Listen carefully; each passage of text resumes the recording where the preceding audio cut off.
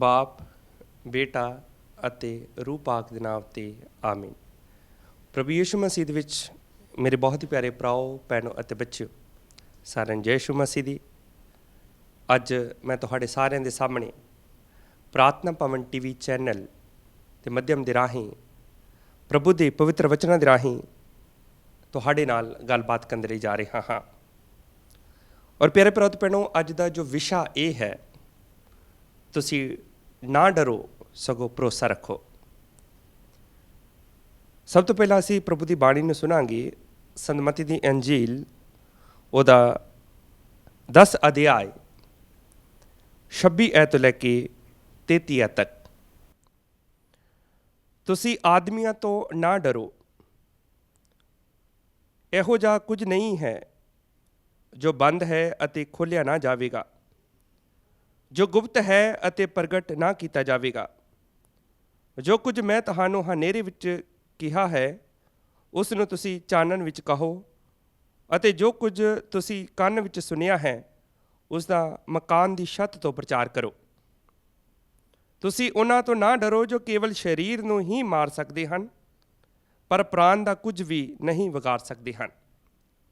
ਹਾਂ, ਪਰਮੇਸ਼ਵਰ ਤੋਂ ਜ਼ਰੂਰ ਡਰੋ, ਜੋ ਸਰੀਰ ਅਤੇ ਪ੍ਰਾਣ ਦੋਨਾਂ ਦਾ ਨਰਕ ਕੁੰਡ ਵਿੱਚ ਨਾਸ਼ ਕਰ ਸਕਦਾ ਹੈ। ਕੀ 2 ਚਿੜੀਆਂ ਦਾ ਮੁੱਲ ਕੇਵਲ ਇੱਕੋ ਪੈਸਾ ਨਹੀਂ? ਪਰ ਫਿਰ ਵੀ ਉਹਨਾਂ ਵਿੱਚੋਂ ਇੱਕ ਵੀ ਤੁਹਾਡੇ ਪਿਤਾ ਦੀ ਇੱਛਾ ਤੋਂ ਬਿਨਾਂ ਧਰਤੀ 'ਤੇ ਨਹੀਂ ਡਿੱਗਦੀ। ਜਿੱਥੋਂ ਤੱਕ ਤੁਹਾਡਾ ਸਵਾਲ ਹੈ, ਤੁਹਾਡੇ ਸਿਰ ਦੇ ਵਾਲ ਵੀ ਗਿਣੇ ਹੋਏ ਹਨ। ਇਸ ਲਈ ਡਰੋ ਨਹੀਂ, ਤੁਸੀਂ ਚਿੜੀਆਂ ਨਾਲੋਂ ਕਿਤੇ ਅਧਿਕ ਮੁੱਲਿਆਵਾਨ ਹੋ। ਹਰ ਕੋਈ ਆਦਮੀ ਜੋ ਦੂਜਿਆਂ ਲੋਕਾਂ ਦੇ ਸਾਹਮਣੇ ਮੈਨੂੰ ਮੰਨਦਾ ਹੈ, ਮੈਂ ਵੀ ਉਸ ਨੂੰ ਸਵਰਗ ਵਿੱਚ ਆਪਣੇ ਪਿਤਾ ਦੇ ਸਾਹਮਣੇ ਮੰਨਾਂਗਾ। ਪਰ ਜੋ ਆਦਮੀ ਦੂਜਿਆਂ ਲੋਕਾਂ ਦੇ ਸਾਹਮਣੇ ਮੈਨੂੰ ਨਹੀਂ ਮੰਨਦਾ, ਮੈਂ ਵੀ ਉਸ ਨੂੰ ਸਵਰਗ ਵਿੱਚ ਆਪਣੇ ਪਿਤਾ ਦੇ ਸਾਹਮਣੇ ਨਹੀਂ ਮੰਨਾਂਗਾ। ਇਹ ਪ੍ਰਭੂ ਦੀ ਪਵਿੱਤਰ ਅੰਜੀਲ ਹੈ। ਪਿਆਰੇ ਭਰਾਓ ਤੇ ਭੈਣੋ, ਜਦੋਂ ਅਸੀਂ ਅੱਜ ਦਾ ਜੋ ਵਚਨ ਸੁਣਦੇ ਲਈ ਅਸੀਂ ਜਾ ਰਹੇ ਹਾਂ, ਜਿਵੇਂ ਮੈਂ ਤੁਹਾਨੂੰ ਪਹਿਲਾਂ ਵੀ ਦੱਸਿਆ ਹੈ ਕਿ ਤੁਸੀਂ ਨਾ ਡਰੋ, ਬਸ ਵਿਸ਼ਵਾਸ ਕਰੋ। ਯਿਸੂ ਆਪਣੇ ਚੇਲਿਆਂ ਨੂੰ ਦੱਸਦੇ ਹਨ ਕਿ ਉਹਨਾਂ ਉੱਤੇ ਅਤਿਆਚਾਰ ਕੀਤਾ ਜਾਵੇਗਾ, ਉਹਨਾਂ ਨੂੰ ਡਰਨਾ ਨਹੀਂ ਚਾਹੀਦਾ, ਕਿਉਂਕਿ ਖੁਦਾ ਬਾਪ ਸਭ ਕੁਝ ਜਾਣਦਾ ਹੈ। ਖੁਦਾ ਦੀ ਬਾਣੀ ਹਮੇਸ਼ਾ ਸਾਨੂੰ ਇਹੀ ਸਿਖਾਉਂਦੀ ਹੈ ਕਿ ਖੁਦਾ ਬਾਪ ਨੇ ਸਾਨੂੰ ਬਣਾਇਆ ਹੈ ਆਪਣੇ ਸਰੂਪ 'ਤੇ। ਫਿਰ ਪ੍ਰਭੂ ਨੇ ਸਾਨੂੰ ਕਿਉਂ ਬਣਾਇਆ ਹੈ? ਉਸ ਨੂੰ ਜਾਣਨ ਦੇ ਲਈ, ਉਸ ਨੂੰ ਪਿਆਰ ਕਰਨ ਦੇ ਲਈ ਅਤੇ ਉਹਦੀ ਸੇਵਾ ਕਰਨ ਦੇ ਲਈ। ਖੁਦਾ ਨੇ ਕਿਸ ਮਕਸਦ ਦੇ ਲਈ ਸਾਨੂੰ ਬਣਾਇਆ ਹੈ, ਇਸ ਚੀਜ਼ ਨੂੰ ਜਾਣਨਾ ਹੈ। ਔਰ ਅੱਜ ਦੀ ਜੋ ਪਾਕ ਅੰਜੀਲ ਹੈ, ਜਿਸੇ ਸੁਣੀ ਹੈ, ਪ੍ਰਭੂ ਯਿਸੂ ਮਸੀਹ 3 ਵਾਰ ਬਾਰ-ਬਾਰ ਇਸ ਗੱਲ ਨੂੰ ਦੁਹਰਾਉਂਦੇ ਹਨ, ਤੁਸੀਂ ਨਾ ਡਰੋ। ਕਿਉਂਕਿ ਪ੍ਰਭੂ ਯਿਸੂ ਮਸੀਹ ਇਸ ਗੱਲ ਨੂੰ ਸਾਡੇ ਮਨਾਂ ਅੰਦਰ ਪਾਉਣਾ ਚਾਹੁੰਦੇ ਹਨ ਕਿ ਖੁਦਾ ਹਮੇਸ਼ਾ ਸਾਡੇ ਨਾਲ ਹੈ। ਕਿਹਨਾਂ ਨੂੰ ਕਹਿੰਦੇ ਹਨ? ਜਿਨ੍ਹਾਂ ਨੂੰ ਖੁਦਾ ਨੇ ਚੁਣਿਆ ਹੈ। ਯਾਦ ਰੱਖੋ, ਤੁਸੀਂ ਜਾਂ ਮੈਂ ਪ੍ਰਭੂ ਨੂੰ ਨਹੀਂ ਚੁਣਿਆ, ਪ੍ਰਭੂ ਨੇ ਸਾਨੂੰ ਚੁਣਿਆ ਹੈ। ਕਾਹਦੇ ਲਈ ਚੁਣਿਆ ਹੈ? ਕਿ ਉਸ ਨੂੰ ਜਾਣੀਏ। ਪ੍ਰਭੂ ਜੀ ਕਹਿੰਦੇ ਹਨ, ਤੁਹਾਡਾ ਦਿਲ ਨਾ ਘਬਰਾਵੇ, ਖੁਦਾ 'ਤੇ ਵਿਸ਼ਵਾਸ ਰੱਖੋ ਅਤੇ ਮੇਰੇ 'ਤੇ ਵੀ। ਪ੍ਰਭੂ 'ਤੇ ਵਿਸ਼ਵਾਸ ਰੱਖਿਆ ਕਰੋ ਹਮੇਸ਼ਾ ਆਪਣੇ ਜੀਵਨ ਦੇ ਵਿੱਚ। ਪ੍ਰਭੂ ਜੀ ਕਹਿੰਦੇ ਹਨ ਕਿ ਖੁਦਾ ਦੀ ਇੱਛਾ ਤੋਂ ਬਗੈਰ ਧਰਤੀ ਉੱਤੇ ਕੁਝ ਵੀ ਨਹੀਂ ਵਾਪਰਦਾ। ਖੁਦਾ ਸਾਡੇ ਹਰ ਇੱਕ ਦੇ ਬਾਰੇ ਸਭ ਕੁਝ ਜਾਣਦਾ ਹੈ। ਖੁਦਾ ਸਾਡਾ ਉੱਠਣਾ ਔਰ ਬੈਠਣਾ ਸਭ ਕੁਝ ਜਾਣਦਾ ਹੈ, ਸਾਡੀ ਜ਼ਿੰਦਗੀ ਦੇ ਹਾਲਾਤਾਂ ਨੂੰ ਜਾਣਦਾ ਹੈ। ਅਸੀਂ ਕੀ ਕਰ ਰਹੇ ਹਾਂ, ਧਰਤੀ ਉੱਤੇ ਕੀ ਵਾਪਰ ਰਿਹਾ ਹੈ ਇਸ ਸਮੇਂ। 2020 ਸਮਾਂ ਚੱਲ ਰਿਹਾ ਹੈ, ਜਨਵਰੀ ਦੇ ਮਹੀਨੇ ਤੋਂ ਲਾ ਲਓ। ਇਸ ਘਟਨਾ ਦੇ ਬਾਰੇ ਕੋਈ ਇਨਸਾਨ ਜਾਣਦਾ ਨਹੀਂ ਸੀ ਕਿ ਕਰੋਨਾ ਵਾਇਰਸ ਕੀ ਹੈ ਅਤੇ ਕਿੰਨਾ ਇਹ ਨੁਕਸਾਨ ਕਰੇਗੀ ਇਸ ਧਰਤੀ ਉੱਤੇ। ਇਹ ਜੋ ਵਾਇਰਸ ਹੈ, ਮਹਾਮਾਰੀ ਦੀ ਬਿਮਾਰੀ, ਸਭ ਕੁਝ ਵਧੀਆ ਚੱਲ ਰਿਹਾ ਸੀ। ਮੈਨੂੰ ਯਾਦ ਆਉਂਦੀ ਹੈ ਨੂਹ ਨਬੀ ਦੀ ਉਹ ਘਟਨਾ, ਕਿਸ ਤਰ੍ਹਾਂ ਪਰਮੇਸ਼ਵਰ ਨੇ ਸਭ ਕੁਝ ਦੱਸ ਦਿੱਤਾ ਨੂਹ ਨਬੀ ਨੂੰ ਕਿ ਧਰਤੀ ਉੱਤੇ ਜਲ ਪ੍ਰਲੋਹ ਆਉਣ ਵਾਲੀ ਹੈ। ਸਭ ਕੁਝ ਲੋਕ ਖਾ ਪੀ ਰਹੇ ਸਨ, ਐਸ਼ੋ ਆਰਾਮ ਦੀ ਜ਼ਿੰਦਗੀ ਗੁਜ਼ਾਰ ਰਹੇ ਸਨ। ਖੁਦਾ ਨੇ ਵਾਰਨਿੰਗ ਵੀ ਦੇ ਦਿੱਤੀਆਂ ਸਨ ਕਿ ਆਪਣੇ ਬੁਰੇ ਕੰਮਾਂ ਨੂੰ ਛੱਡ ਦੇਵੋ, ਪਾਪਾਂ ਤੋਂ ਮੁੜ ਜਾਵੋ। ਪਰ ਕਿਸੇ ਨੇ ਵੀ ਨੂਹ ਨਬੀ ਦੀ ਗੱਲ ਨੂੰ ਨਹੀਂ ਸੁਣਿਆ, ਜਾਂ ਪਰਮੇਸ਼ਰ ਦੀ ਗੱਲ ਨੂੰ ਕਿਸੇ ਨੇ ਨਹੀਂ ਸੁਣਿਆ, ਕਿਸੇ ਨੇ ਉਹਦੇ ਵੱਲ ਧਿਆਨ ਨਹੀਂ ਦਿੱਤਾ। ਮੈਂ ਸਮਝਦਾ ਹਾਂ ਧਰਤੀ ਉੱਤੇ ਇਸ ਤਰ੍ਹਾਂ ਹੋ ਰਿਹਾ ਹੈ। ਬਹੁਤ ਘੱਟ ਲੋਕ ਇਸ ਚੀਜ਼ ਨੂੰ ਮੰਨਦੇ ਹਨ ਕਿ ਸ਼ਾਇਦ ਸਾਡੇ ਪਾਪਾਂ ਦੇ ਕਾਰਨ ਇਹ ਧਰਤੀ ਉੱਤੇ ਇਹ ਘਟਨਾਵਾਂ ਵਾਪਰਦੀਆਂ ਹਨ। ਇਸ ਲਈ ਆਓ ਆਪਣੇ ਰਾਹਾਂ ਨੂੰ ਬਦਲੀਏ, ਆਪਣੀਆਂ ਸੋਚਾਂ ਨੂੰ ਬਦਲੀਏ ਔਰ ਪਰਮੇਸ਼ਰ ਵੱਲ ਆਪਣਾ ਧਿਆਨ ਲਗਾਈਏ। ਖੁਦਾ ਦੀ ਬਾਣੀ ਵਿੱਚ ਲਿਖਿਆ ਹੈ ਕਿ ਜਿੱਥੋਂ ਤੱਕ ਤੁਹਾਡਾ ਸਵਾਲ ਹੈ, ਤੁਹਾਡੇ ਸਿਰ ਦੇ ਵਾਲ ਵੀ ਗਿਣੇ ਹੋਏ ਹਨ। ਦੇਖੋ, ਕੋਈ ਇਨਸਾਨ ਸਿਰ ਦੇ ਵਾਲ ਗਿਣ ਸਕਦਾ ਹੈ? ਅਸੰਭਵ ਹੀ ਨਹੀਂ ਹੈ। ਪਰ ਪਰਮੇਸ਼ਰ ਜਾਣਦਾ ਹੈ। ਜੋ ਅਸੀਂ ਨਹੀਂ ਕਰ ਸਕਦੇ, ਪਰਮੇਸ਼ਰ ਕਰ ਸਕਦਾ ਹੈ। ਖੁਦਾ ਦੇ ਲਈ ਸਭ ਕੁਝ ਸੰਭਵ ਹੈ। ਇਸ ਲਈ ਖੁਦਾ ਉਤੇ ਪੂਰਨ ਭਰੋਸਾ ਰੱਖਿਆ ਕਰੀਏ। ਇਸ ਲਈ ਖੁਦਾ ਸਭ ਚੰਗੀ ਤਰ੍ਹਾਂ ਸਾਡੇ ਤੋਂ ਵੀ ਜ਼ਿਆਦਾ ਜਾਣਦਾ ਹੈ ਕਿ ਸਾਨੂੰ ਕਿਸ ਚੀਜ਼ ਦੀ ਜ਼ਰੂਰਤ ਹੈ। ਉਹ ਸਾਡੀ ਚਿੰਤਾ ਕਰਦਾ ਹੈ। ਪ੍ਰਭੂ ਸਾਡੀ ਚਿੰਤਾ ਕਰਦਾ, ਮੇਰੀ ਤੁਹਾਡੀ ਚਿੰਤਾ ਕਰਦਾ ਹੈ। ਪ੍ਰਭੂ ਆਪਣੇ ਪਾਕ ਫਰਿਸ਼ਤਿਆਂ ਨੂੰ ਸਾਡੇ ਨਾਲ ਭੇਜਦਾ ਹੈ। ਪ੍ਰਭੂ ਨੇ ਸਾਡੇ ਸਭਨਾਂ ਦੇ ਨਾਮ ਆਪਣੀਆਂ ਹਥੇਲੀਆਂ ਉੱਤੇ ਲਿਖ ਰੱਖੇ ਹਨ।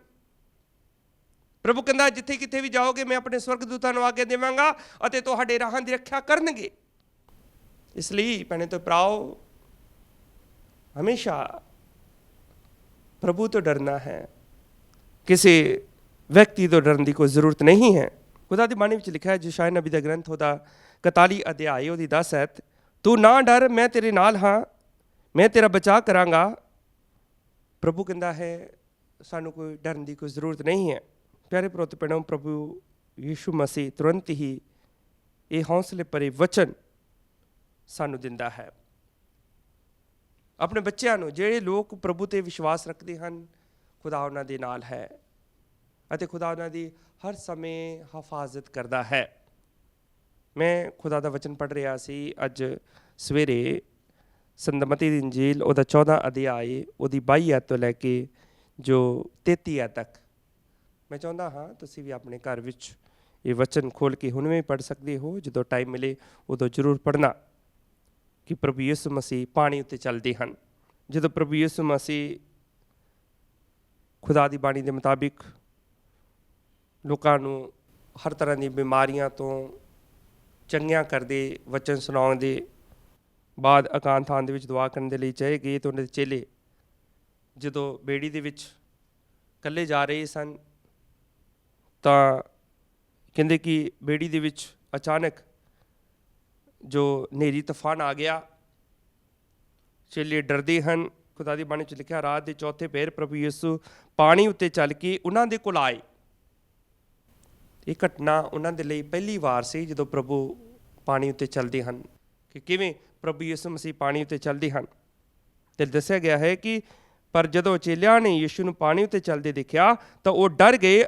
ਉਹ ਬੋਲੇ, ਇਹ ਭੂਤ ਹੈ। ਉਹਨਾਂ ਦੀਆਂ ਡਰ ਦੇ ਮਾਰੇ ਚੀਕਾਂ ਨਿਕਲ ਗਈਆਂ। ਯਿਸੂ ਨੇ ਤੁਰੰਤ ਉਹਨਾਂ ਨੂੰ ਕਿਹਾ, ਹੌਸਲਾ ਰੱਖੋ, ਡਰੋ ਨਹੀਂ, ਮੈਂ ਹਾਂ। ਪ੍ਰਭੂ ਉਹਨਾਂ ਦੇ ਡਰ ਨੂੰ ਦੂਰ ਕਰਦੇ ਹਨ ਜਦੋਂ ਪ੍ਰਭੂ ਉਹਨਾਂ ਦੇ ਕੋਲ ਆਉਂਦੇ ਹਨ। ਅਤੇ ਬਾਅਦ ਵਿੱਚ ਸੰਤ ਪਤਰਸ ਕਹਿਣ ਲੱਗਾ ਕਿ ਪ੍ਰਭੂ ਜੀ, ਮੈਂ ਵੀ ਪਾਣੀ ਉੱਤੇ ਚੱਲ ਸਕਦਾ ਹਾਂ। ਅਤੇ ਖੁਦਾ ਦੀ ਬਾਣੀ 'ਚ ਲਿਖਿਆ ਹੈ, ਪ੍ਰਭੂ ਯਿਸੂ ਮਸੀਹ ਨੇ ਉਸਨੂੰ ਕਿਹਾ, ਕਿਉਂ ਨਹੀਂ, ਆ ਜਾ ਮੇਰੇ ਕੋਲ। ਇਸ ਲਈ ਪਤਰਸ ਬੇੜੀ ਉੱਤੋਂ ਉਤਰ ਕੇ ਪਾਣੀ ਉੱਤੇ ਚੱਲ ਕੇ ਯਿਸੂ ਵੱਲ ਜਾਣ ਲੱਗਾ। ਪਰ ਜਦੋਂ ਉਸਦਾ ਧਿਆਨ ਹਵਾ ਵੱਲ ਗਿਆ ਤਾਂ ਉਹ ਫਿਰ ਡਰ ਗਿਆ। ਇਸ ਲਈ ਉਸਨੇ ਪਾਣੀ ਵਿੱਚ ਡੁੱਬਣਾ ਸ਼ੁਰੂ ਕਰ ਦਿੱਤਾ। ਉਸੇ ਸਮੇਂ ਉਸਨੇ ਪੁਕਾਰ ਕੇ ਕਿਹਾ, ਪ੍ਰਭੂ ਜੀ, ਮੈਨੂੰ ਬਚਾਓ। ਖੁਦਾ ਦੀ ਬਾਣੀ ਵਿੱਚ ਲਿਖਿਆ ਹੈ, ਜਿੰਨਾ ਤੱਕ ਪਤਰਸ ਦਾ ਧਿਆਨ ਪ੍ਰਭੂ ਯਿਸੂ ਮਸੀਹ ਵੱਲ ਲੱਗਾ ਰਿਹਾ ਤਾਂ ਪਤਰਸ ਪਾਣੀ ਉੱਤੇ ਚੱਲਦਾ ਰਿਹਾ। ਪਰ ਜਦੋਂ ਉਹਦਾ ਧਿਆਨ ਹਨੇਰੀ ਤੂਫਾਨ ਵੱਲ ਗਿਆ ਤਾਂ ਪਾਣੀ ਵਿੱਚ ਡੁੱਬਣ ਲੱਗਾ। ਇਸ ਤੋਂ ਇਹ ਸਮਝ ਆਉਂਦੀ ਹੈ ਕਿ ਜਦੋਂ ਸਾਡਾ ਧਿਆਨ ਪ੍ਰਭੂ ਦੇ ਵੱਲ ਹੈ, ਜਦੋਂ ਅਸੀਂ ਪ੍ਰਭੂ ਦੇ ਨਾਲ ਜੁੜੇ ਹਾਂ ਤਾਂ ਖੁਦਾ ਸਾਨੂੰ ਬਚਾਉਂਦਾ ਹੈ। ਪਰ ਜਦੋਂ ਅਸੀਂ ਪ੍ਰਭੂ ਤੋਂ ਵੱਖ ਹੋ ਜਾਂਦੇ ਹਾਂ ਤਾਂ ਫਿਰ ਅਸੀਂ ਮਰ ਜਾਂਦੇ ਹਾਂ ਜਾਂ ਮੁਸ਼ਕਲਾਂ ਦੇ ਵਿੱਚ ਫਸ ਜਾਂਦੇ ਹਾਂ, ਡੁੱਬਣ ਲੱਗਦੇ ਹਾਂ।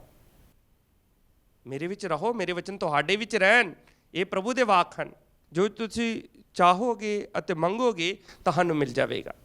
ਪਿਆਰੇ ਪ੍ਰੋਤ ਭੈਣੋ, ਅਸੀਂ ਆਪਣੇ ਜੀਵਨ ਦੇ ਵਿੱਚ ਪ੍ਰਭੂ ਦੇ ਮਹਾਨ ਵਚਨਾਂ ਨੂੰ ਹਮੇਸ਼ਾ ਮੰਨਣ ਦੇ ਯੋਗ ਹੋਈਏ, ਕਿਉਂਕਿ ਖੁਦਾ ਹਮੇਸ਼ਾ ਇਹੀ ਸਾਡੇ ਕੋਲ ਮੰਗ ਕਰਦਾ ਹੈ। ਪ੍ਰਭੂ ਜੀ ਕਹਿੰਦਾ ਹੈ ਤੁਹਾਨੂੰ ਡਰਨਾ ਚਾਹੀਦਾ ਹੈ। ਕਿਸ ਤੋਂ ਡਰਨਾ ਚਾਹੀਦਾ ਹੈ? ਹਾਂ, ਪਰਮੇਸ਼ਵਰ ਤੋਂ ਜ਼ਰੂਰ ਡਰੋ, ਜੋ ਸਰੀਰ ਅਤੇ ਪ੍ਰਾਣ ਦੋਨਾਂ ਦਾ ਨਰਕ ਕੁੰਡ ਵਿੱਚ ਨਾਸ਼ ਕਰ ਸਕਦਾ ਹੈ। ਹਾਂ, ਤੁਹਾਨੂੰ ਡਰਨਾ ਚਾਹੀਦਾ ਹੈ। ਪ੍ਰਭੂ ਨੇ ਵੀ ਕਿਹਾ ਖੁਦਾ ਤੋਂ ਡਰਨਾ ਚਾਹੀਦਾ ਹੈ। ਪ੍ਰਭੂ ਜੀ ਕਹਿੰਦੇ ਤੁਸੀਂ ਖੁਦਾ ਤੋਂ ਡਰੋ। ਅਕਸਰ ਅਸੀਂ ਖੁਦਾ ਦੀ ਬਾਣੀ ਵਿੱਚ ਪੜ੍ਹਦੇ ਹਾਂ, ਕਈ ਲੋਕ ਕਹਿੰਦੇ ਨਹੀਂ ਭਈ ਮੈਂ ਗਲਤ ਕੰਮ ਨਹੀਂ ਕਰਾਂਗਾ, ਖੁਦਾ ਦੇਖਦਾ ਹੈ। ਕਿੰਨਾ ਚੰਗਾ ਲੱਗਦਾ ਹੈ ਕਿ ਉਹ ਮਹਿਸੂਸ ਕਰਦਾ ਹੈ ਪ੍ਰਭੂ ਦੇਖਦਾ ਹੈ। ਪਰ ਕਈ ਲੋਕ ਹੁਣ ਪਾਪ ਦੀ ਉਹ ਮਹੱਤਤਾ ਨੂੰ ਭੁੱਲ ਚੁੱਕੇ ਹਨ, ਪਾਪ ਕਰਦੇ ਜਾ ਰਹੇ ਹਨ, ਗਲਤੀਆਂ ਕਰਦੇ ਜਾ ਰਹੇ ਹਨ। ਕੋਈ ਮਨ ਵਿੱਚ ਇਹ ਡਰ ਨਹੀਂ ਹੈ ਕਿ ਨਹੀਂ ਖੁਦਾ ਸਾਨੂੰ ਦੇਖਦਾ ਹੈ, ਸਾਡਾ ਨੁਕਸਾਨ ਹੋ ਜਾਵੇਗਾ। ਪਿਆਰੇ ਪ੍ਰੋਤ ਭੈਣੋ, ਪ੍ਰਭੂ ਜੀ ਕਹਿੰਦੇ ਹਨ ਕਿ ਤੁਹਾਡਾ ਪੂਰਨ ਭਰੋਸਾ ਹਮੇਸ਼ਾ ਮੇਰੇ ਉੱਤੇ ਹੋਣਾ ਚਾਹੀਦਾ ਹੈ। ਮੈਂ ਤੁਹਾਡੀ ਰੱਖਿਆ ਕਰਾਂਗਾ। ਸਾਡੇ ਮਨ ਵਿੱਚ ਡਰ ਵੀ ਹੋਵੇ ਅਤੇ ਵਿਸ਼ਵਾਸ ਵੀ ਹੋਵੇ। ਪ੍ਰਭੂ ਤੋਂ ਡਰਨਾ ਹੈ, ਵਿਸ਼ਵਾਸ ਕਰਨਾ ਹੈ ਪ੍ਰਭੂ ਤੇ, ਆਪਣੇ ਉੱਤੇ ਵਿਸ਼ਵਾਸ ਕਰਨਾ ਹੈ। Trust in yourself and trust in god. ਖੁਦਾ ਤੇ ਵਿਸ਼ਵਾਸ ਰੱਖੋ ਅਤੇ ਪ੍ਰਭੂ ਤੇ ਵਿਸ਼ਵਾਸ ਰੱਖੋ। ਕਦੀ ਵੀ ਅਸੀਂ ਸਵਾਰਥੀ ਨਾ ਬਣੀਏ, ਅਸੀਂ ਪਾਪ ਤੋਂ ਡਰੀਏ, ਅਸੀਂ ਖੁਦਾ ਨੂੰ ਕਦੀ ਨਾਰਾਜ਼ ਨਾ ਕਰੀਏ। ਜੇਕਰ ਅਸੀਂ ਸੱਚਮੁੱਚ ਹੀ ਖੁਦਾ ਨੂੰ ਪਿਆਰ ਕਰਦੇ ਹਾਂ ਤਾਂ ਫਿਰ ਸਾਨੂੰ ਕੋਈ ਵੀ ਉਸ ਤੋਂ ਡਰਨ ਦੀ ਲੋੜ ਨਹੀਂ ਹੈ। ਯਾਦ ਰੱਖੀਏ, ਜੇਕਰ ਅਸੀਂ ਪ੍ਰਭੂ ਨੂੰ ਪਿਆਰ ਕਰਦੇ ਹਾਂ ਤਾਂ ਸਾਨੂੰ ਉਸ ਤੋਂ ਡਰਨ ਦੀ ਕੋਈ ਜ਼ਰੂਰਤ ਨਹੀਂ ਹੈ। ਜੇ ਖੁਦਾ ਸਾਡੇ ਨਾਲ ਹੈ ਤਾਂ ਸਾਨੂੰ ਕਿਸੇ ਤੋਂ ਵੀ ਡਰਨ ਦੀ ਜ਼ਰੂਰਤ ਨਹੀਂ ਹੈ, ਕਿਉਂਕਿ ਖੁਦਾ ਸਾਡੀ ਰੱਖਿਆ ਕਰਦਾ ਹੈ। ਖੁਦਾ ਦੀ ਬਾਣੀ ਵਿੱਚ ਲਿਖਿਆ ਹੈ, ਜਦੋਂ ਅਸੀਂ ਰੋਮੀਆਂ ਦਾ ਪੱਤਰ ਉਹਦਾ 8 ਅਧਿਆਏ ਉਹਦੀ 34 ਐਤ ਪੜ੍ਹੀਏ ਤਾਂ ਉਹਦੇ ਵਿੱਚ ਵਚਨ ਲਿਖਿਆ ਹੈ ਕਿ ਸਾਨੂੰ ਮਸੀਹ ਦੇ ਪਿਆਰ ਤੋਂ ਕੌਣ ਵੱਖਰਾ ਕਰ ਸਕਦਾ ਹੈ? ਕਿ ਦੁੱਖ ਜਾਂ ਪੀੜਾ ਜਾਂ ਅਤਿਆਚਾਰ ਜਾਂ ਭੁੱਖ ਜਾਂ ਗਰੀਬੀ ਜਾਂ ਡਰ ਜਾਂ ਤਲਵਾਰ, ਇਹ ਕੋਈ ਵੀ ਚੀਜ਼ਾਂ ਸਾਨੂੰ ਪਰਮੇਸ਼ਰ ਦੇ ਪਿਆਰ ਤੋਂ ਲੱਗ ਨਹੀਂ ਕਰ ਸਕਦੀਆਂ। ਇੱਥੋਂ ਤੱਕ ਕਿ ਮੌਤ ਵੀ ਸਾਨੂੰ ਪ੍ਰਭੂ ਦੇ ਪਿਆਰ ਤੋਂ ਲੱਗ ਨਹੀਂ ਕਰ ਸਕਦੀ। ਪਿਆਰਿਓ, ਜਦੋਂ ਸਾਡੇ ਉੱਤੇ ਦੁੱਖ ਮੁਸੀਬਤਾਂ ਆਉਣ ਤਾਂ ਹਮੇਸ਼ਾ ਯਾਦ ਰੱਖੋ ਪ੍ਰਭੂ ਦੇ ਮਹਾਨ ਵਚਨ। ਜਦੋਂ ਸਾਡੇ ਉੱਤੇ ਦੁੱਖ ਮੁਸੀਬਤਾਂ ਆਉਣ ਤਾਂ ਪ੍ਰਭੂ ਦੇ ਮਹਾਨ ਵਚਨਾਂ ਨੂੰ ਹਮੇਸ਼ਾ ਯਾਦ ਰੱਖੋ। ਉਹ ਕਿਹੜੇ ਵਚਨ ਹਨ? ਸੰਤ ਮਤੀ ਦੀ ਅੰਜੀਲ ਉਹਦਾ 5 ਅਧਿਆਏ 11 ਤੋਂ ਲੈ ਕੇ 12 ਤੱਕ। ਧੰਨ ਤੁਸੀਂ ਹੋ ਜਦੋਂ ਮੇਰੇ ਚੇਲੇ ਹੋਣ ਕਾਰਨ ਲੋਕ ਤੁਹਾਨੂੰ ਬੇਇੱਜ਼ਤ ਕਰਨ, ਤੁਹਾਨੂੰ ਦੁੱਖ ਦੇਣ ਅਤੇ ਤੁਹਾਡੇ ਵਿਰੁੱਧ ਹਰ ਤਰ੍ਹਾਂ ਦੀਆਂ ਬੁਰੀਆਂ ਅਤੇ ਝੂਠੀਆਂ ਗੱਲਾਂ ਕਹਿਣ। ਆਨੰਦਿਤ ਹੋਵੋ ਅਤੇ ਖੁਸ਼ੀ ਮਨਾਓ, ਕਿਉਂਕਿ ਸਵਰਗ ਵਿੱਚ ਤੁਹਾਡੇ ਲਈ ਬਹੁਤ ਵੱਡਾ ਇਨਾਮ ਹੈ। ਇਸੇ ਤਰ੍ਹਾਂ ਉਹਨਾਂ ਨੇ ਤੁਹਾਡੇ ਤੋਂ ਪਹਿਲਾਂ ਨਬੀਆਂ ਨੂੰ ਸਤਾਇਆ ਸੀ। ਯਾਦ ਰੱਖੀਏ, ਜੇਕਰ ਸਾਡੇ ਉੱਤੇ ਪ੍ਰਭੂ ਦੀ ਖਾਤਰ ਦੁੱਖ ਮੁਸੀਬਤਾਂ ਆਉਂਦੀਆਂ ਹਨ ਤਾਂ ਸਾਨੂੰ ਡਰਨਾ ਨਹੀਂ ਚਾਹੀਦਾ। ਪ੍ਰਭੂ ਨੇ ਸਾਨੂੰ ਇਹ ਕਹਿ ਦਿੱਤਾ ਹੈ ਕਿ ਤੁਹਾਡੇ ਤੋਂ ਪਹਿਲਾਂ ਬਹੁਤ ਸਾਰੇ ਲੋਕਾਂ ਨੇ ਕੁਰਬਾਨੀਆਂ ਦਿੱਤੀਆਂ ਹਨ, ਪਰ ਉਹਨਾਂ ਦੇ ਲਈ ਇਨਾਮ ਹੈ ਸਵਰਗ ਦੇ ਵਿੱਚ, ਬਾਦਸ਼ਾਹੀ ਦੇ ਵਿੱਚ। ਕਹਿੰਦਾ ਮੇਰੇ ਪਿਤਾ ਦੇ ਘਰ ਵਿੱਚ ਰਹਿਣ ਲਈ ਬਹੁਤ ਥਾਵਾਂ ਹਨ, ਮੈਂ ਜਾ ਰਿਹਾ ਹਾਂ ਤੁਹਾਡੇ ਲਈ ਜਗ੍ਹਾ ਤਿਆਰ ਕਰਨ ਦੇ ਲਈ। ਜਿੱਥੇ ਮੈਂ ਹਾਂ ਉੱਥੇ ਤੁਸੀਂ ਵੀ ਹੋਵੋਗੇ। ਪ੍ਰਭੂ ਨੇ ਸਾਡੇ ਨਾਲ ਇਹ ਵਾਅਦਾ ਕੀਤਾ ਹੈ। ਯਾਦ ਰੱਖੋ ਕਿ ਅਸਫਲਤਾ ਹੀ ਦੁੱਖ ਨਹੀਂ ਹੈ। ਜ਼ਿੰਦਗੀ ਅੱਗੇ ਵਧਣਾ ਸਿੱਖੋ, ਆਪਣਾ ਪੂਰਨ ਭਰੋਸਾ ਪ੍ਰਭੂ ਤੇ ਲਾਈ ਰੱਖੋ ਅਤੇ ਕਦੀ ਨਿਰਾਸ਼ ਨਾ ਹੋਵੋ। ਅੱਜ ਬਹੁਤ ਸਾਰੇ ਨੌਜਵਾਨ ਲੜਕੇ ਲੜਕੀਆਂ ਆਪਣੀ ਜ਼ਿੰਦਗੀ ਤੋਂ ਨਿਰਾਸ਼ ਹੋ ਜਾਂਦੇ ਹਨ। ਮੇਰੀ ਬੇਨਤੀ ਹੈ ਇਹ ਨੌਜਵਾਨ ਲੜਕੇ ਲੜਕੀਆਂ ਦੇ ਅੱਗੇ ਕਿ ਪ੍ਰਭੂ ਦੇ ਵੱਲ ਭਰੋਸਾ ਰੱਖੀਏ। ਸਫਲਤਾ ਹੈ ਪ੍ਰਭੂ ਦੇ ਨਾਲ। ਤੁਸੀਂ ਜ਼ਿੰਦਗੀ ਵਿੱਚ ਕਾਮਯਾਬ ਹੋ ਜਾਓਗੇ। ਜੋ ਤੁਸੀਂ ਚਾਹੋ ਅਤੇ ਮੰਗੋਗੇ ਤੁਹਾਡੇ ਨਾਲ ਹੋਵੇਗਾ। ਪ੍ਰਭੂ ਦੀ ਬਾਣੀ ਨੂੰ ਪੜ੍ਹਿਆ ਕਰੋ, ਗਿਰਜੇ ਘਰ ਜਾਓ, ਪ੍ਰਾਰਥਨਾ ਕਰੋ ਆਪਣੇ ਜੀਵਨ ਦੇ ਵਿੱਚ।